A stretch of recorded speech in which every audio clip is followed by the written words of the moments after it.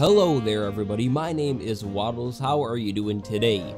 I'm doing pretty well myself, and welcome back to the Basics series. The series where I teach you some basics and some other techniques that you should know when you're going into this game.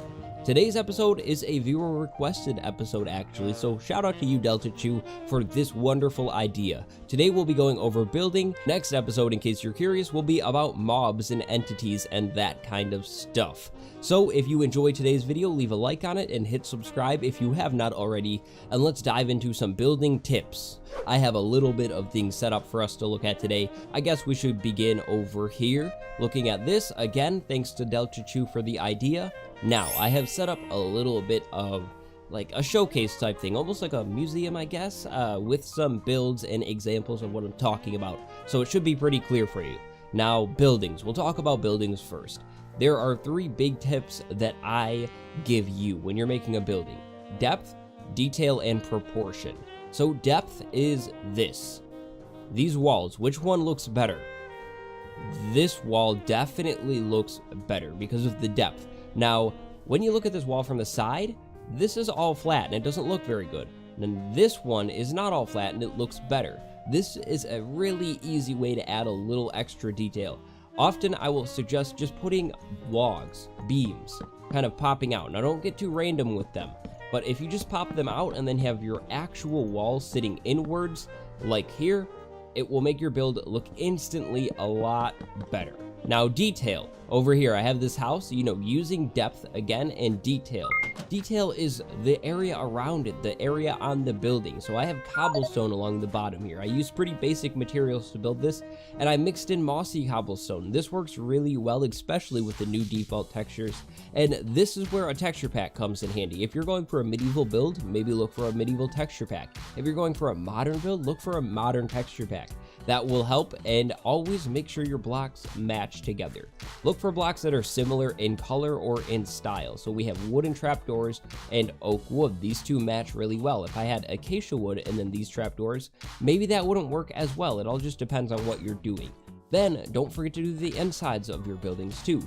In here, detail is showcased in the floor with different blocks. If I did all wool or all concrete powder, it may look nice, but it won't look as detailed as it could. A little tip for detailing is pick blocks that look similar. So light gray wool, light gray concrete powder. Mossy cobblestone, cobblestone. They look pretty similar, and just make a random variation. Then go in and add little things like bookshelves, furnaces, an anvil, a crafting table. Maybe make your own little lamp or make your own table. All of this stuff is in the game for a reason, so you can really easily add this. Over here I just put a torch behind this lever, and that gives me working shutters. So it's all about just being creative, be imaginative. Maybe throw a beam in the top of your building. Anything like that will add detail. Always do detail. Then the final thing is proportion. When you're building your house, this is what I struggle with a lot. Make sure your roof is proportionate to your house. You don't want to have a short house and then a super tall roof. So just make sure everything makes sense. You don't want to have a giant wall and then a tiny door on it. Make sure everything matches in terms of size. This one is a lot more up to your own build style. If you like to have tiny windows and big walls, you do that. That can look good. Just know that things should not, or I guess know that things should make sense. You don't usually see a house and then a roof that is 3 times as tall as the actual walking floor, so just keep that in mind when you're building your build. Next, paths. Paths are really important in your world. You need to link up the things and where you're going to walk and that kind of idea. So, paths. The key to paths is variation and curve. So, I have 2 common path designs that I use a lot laid out right here. Cobblestone and then a more dirt path. What you want to do is pick blocks that look similar to each other. So this is actually spruce wood. These blocks are all similar in color and they look really nice together. With variation, you just want to go in randomly and do this. What I usually do is I pick 2 blocks that are the main block. So I have main block as coarse dirt, main block as concrete powder. Those are going to make up at least half of the build, more than half of the build usually. Then I have 2 other blocks that are less or more minimal blocks, less of a big roll, and those just sprinkle in there. So podzol and spruce. those just sprinkle throughout. That's what I usually do. Usually I would not say using more than 5 different blocks for a path, because then it looks a little crazy and a little overly detailed. You don't want to go and do too much detail. That's why the randomization is nice here, because it doesn't make an obvious pattern. An obvious pattern might not be what you're going for, and it will make your path stand out a lot more. People will be looking at your path instead of your nice house. So over here, in terms of a gray path, I do gravel, andesite, stone, and cobblestone. Now on this one, it really differs. On this example, I really just use cobblestone as my main block, and then everything else is pretty evenly distributed.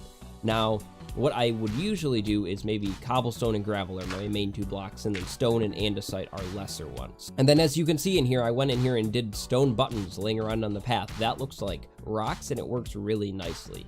Now the other thing was on the sign, before I deleted it, was not straight. If you do a straight path, like pretending this path went just straight from here, and it just was maybe variation or even 1 block, but it just went straight, it doesn't look very good. It doesn't look that realistic. It's nice for a city, don't get me wrong, but if you're doing like random paths and stuff around, straight paths don't look good. Just go randomly sometimes with your shovel. So a great tip to get a really good shape is just go with the shovel randomly. Dig down, and then just kind of start digging, moving your mouse around, moving your controller around, and just dig randomly. Then go back and look at it and be like, okay, does that make sense? And yeah, it makes sense. It's nice to just randomly curve around things. Maybe if I had a tree sitting right here, I'd just curve the path around it instead of cutting the tree down. The curves make the path look way more detailed. So hopping back over to the roof concept, I've laid out a few different designs that you could try on your building that might work. These are designs that I usually use, but here I have a perfect diagonal going up, and then a center, and then a diagonal down. I don't usually do the amount going up more than the middle. So if I have a 3 wide middle, I usually try and have a 3 wide or a 3 long diagonal, if that makes sense. And then this one is a lot more of like a dome, a curve. So this one is kind of good to do on really long or big buildings. If your building is like super wide, this might work, or a variation of this. It's just a gradual increase in slope here. So you could really easily increase this by, say, like the next one, if it was still going up, would be 5 long. You just keep going and increasing, and it works really well for big buildings. And then my personal favorite, really easy roof style that I've been using a lot lately is this little medieval or rustic looking roof. It is much sharper of a roof, and it just looks really, really cool. But this, you have to be careful using. You have to make sure your building is tall enough, because this is obviously pretty tall, and it can look disproportionate pretty darn easy. And my final basic tip for building is using nature to your advantage. Make those giant oak trees. Those look really nice for detailing, or even make your own trees and put plants around your build. Put bushes, maybe do rocks, do coarse dirt, and use flowers to make your build look even better. Use water too. If you have a big front yard in your house, maybe put a small little random pond. You see here, I did a bunch of flowers, and I usually try and pick flowers that are similar in color. So I have a daisy and a pink tulip. They kind of match together. It looks nice. I wouldn't say doing like, say, a dandelion, a poppy, and a blue orchid. They look cool, but they don't really match, and it doesn't look that realistic. But of course, if you're going for a colorful build, do this. But definitely use nature to your advantage. It's really easy to do and add so much more detail. If this is your front yard walking up to your house, it just immediately impresses people. If you asked me, hey, how can I make my builds better? Do these things and your builds will instantly look better and impress all of your friends on your server, or just coming over and checking out your world. Do this kind of random stuff. Definitely make your own style is a big thing too, but that's less of a spoken one. Don't necessarily always try and copy someone. Do you. If you like red wool for your walls, do that. It can work. You can make almost anything work in this game. Just try and implement depth, try and implement randomization and detail, and that kind of stuff into your builds, and I promise you they will automatically look way better. I hope you enjoyed this video. If you did, leave a like on it, and make sure you subscribe so you can see the next episode in our basics series.